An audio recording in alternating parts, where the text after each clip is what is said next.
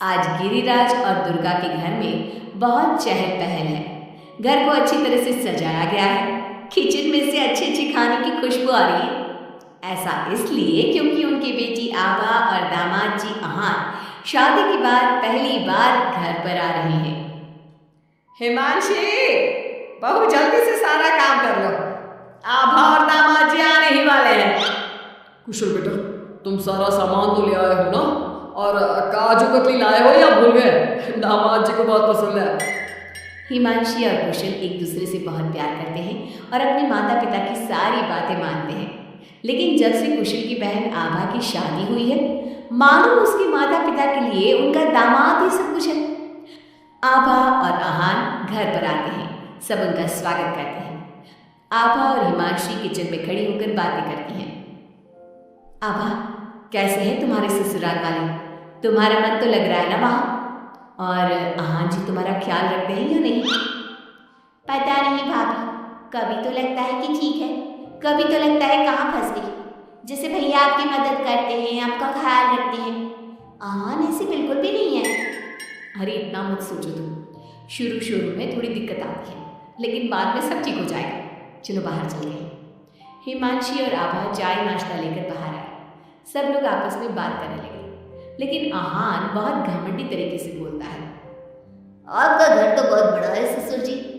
आपका और कुशल का बिजनेस भी बहुत अच्छा चल रहा है, तो आप लोगों ने दहेज देने में इतनी कंजूसी क्यों की? अरे दामाद जी, कैसे बात कर रहे हो? आपके परिवार ने जिस जिस चीज की मांग की थी वो सब हमने आपको दिया। अगर किसी चीज की फिर भी कमी रह गई है तो बता दीजिए। कुछ चीजें बिना मांगे भी तो दी जा सकती है ससुर जी। अहान, अगर तुम्हें कुछ और चाहिए तो बता दो, हम तुम्हारी सारी इच्छा पूरी करेंगे। अहान प्लेट से बिस्किट उठाकर बोलता है। मांगने से दिया तो क्या दिया, वैसे भी आप लोग मेरी डिमांड कभी पूरी नहीं कर पाओगे।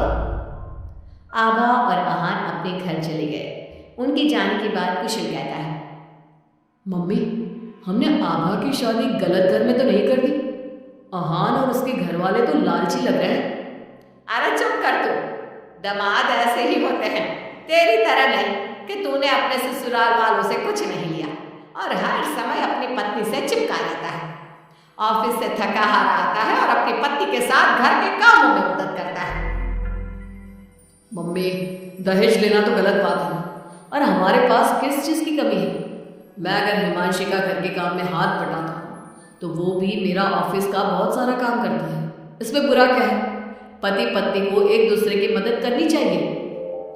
बेटा, किसी चीज़ की कमी तो अहान के घर पर भी नहीं है, लेकिन फिर भी हमने उसे दहेज दिया ना। ना केवल दहेज दिया बल्कि उनकी जो भी डिमांड थी वो सारी पूरी की। और उसने क्या किया?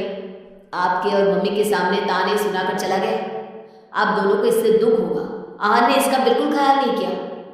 बेचारी आभा का तो चेहरा देखने लायक था।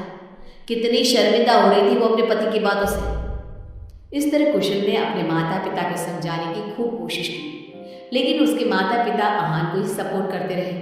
और करते भी क्यों ना, हमारे समाज ने दामाद का रुतबा बहुत ऊंचे स्थान पर रखा है, चाहे फिर उनकी सोच कितनी भी नीची क्यों ना हो। इसी तरह से कई दिन बीत गए और एक दिन आभा अपने घर पर रोती हुई आई। अरे आभा, तुम रो क्यों रही हो?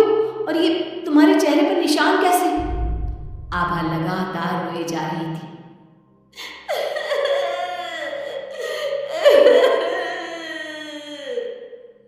अरे बता मेरी बच्ची, क्या हुआ है तुझे? मत रो इस तरह, मेरा तो दिल बैठा जा रहा है। क्या हुआ है बेटा? हिमांशी और दुर्गा के बार बार पूछने पर आभा ने बताया, मम्मी, मुझे अहान ने बहुत मारा है। क्या? दामाद जी ने तुझ पर हाथ उठाया? लेकिन क्यों? वो रोज शराब पी कर आते और मुझे मारते, लेकिन आज तो उन्होंने हद ही कर दी।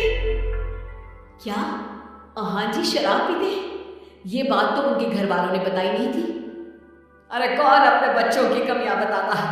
आने दे तेरे पापा को, वही बात करेंगे अहान और उसके घर वालों से। शाम को जब गिरिराज और कुशल घर पर आए तो उन्हें आभा का चेहरा देखकर बहुत गुस्सा आया, लेकिन वो करते भी क्या?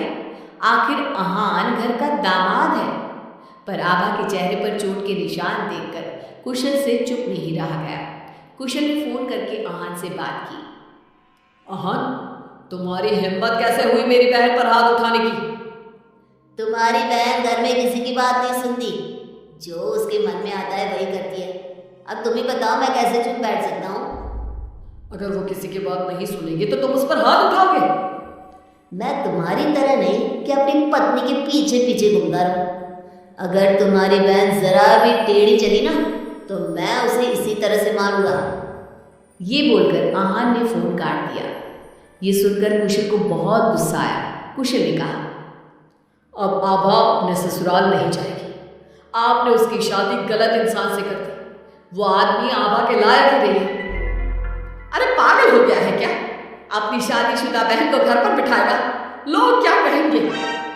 मम्मी, आपको अपनी बेटी की चिंता है या लोगों की?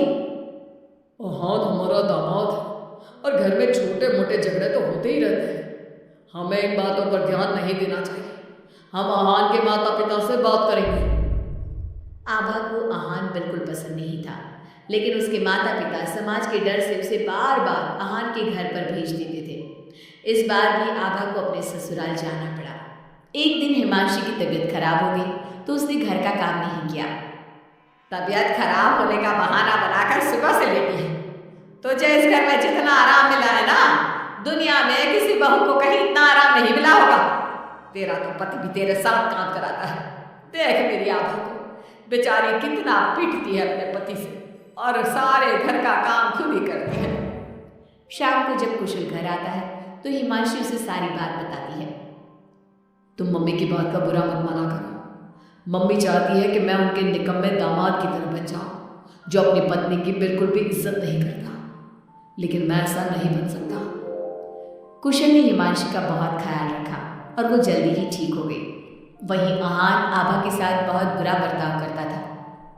आभा के माता पिता ना तो आभा की बात सुनते और ना ही कुशल की। एक दिन आहान किसी काम के सिलसिले में शहर से बाहर गया हुआ था। वो जिस होटल में रुका था वहां उसे आहान दिखा। अरे ये तो आहान लग रहा है, मगर इसके साथ ये लड़की कौन है? कुशल ने वहां कुछ लोगों से पूछताछ की तो उन्होंने बताया, ये तो अक्सर इस होटल में अलग अलग लड़कियों के साथ आते हैं, लेकिन आप ये सब क्यों पूछ रहे हो? कुशल बिना कुछ बोले वहां से चला जाता है और घर आकर सभी को ये बात बताता है। लेकिन उसके माता पिता को तो इस बात से भी कोई फर्क नहीं पड़ा। अरे बेटा, इस बात को यहीं खत्म कर दो। हम आहान से क्या कह सकते हैं? आखिर वो हमारे घर का दामाद है। बेटा देख, ये बात ना आभा को मत बताना, नहीं तो उसे बहुत बुरा लगेगा। आप दोनों किस मिट्टी के बने हैं? दामाद दामाद कहकर आपने उसे सर पर चढ़ा दिया। मैं आपकी बहू के साथ अच्छा बर्ताव करता हूँ तो आप मुझे झूरू का गुलाम कहते हैं। और आहान आपकी बेटी को जानवर की तरह पीटता है, अब तब भी उससे बात करने की हिम्मत नहीं करते। आप लोग बेटे और दामाद में इतना फर्क क्यों करते हो?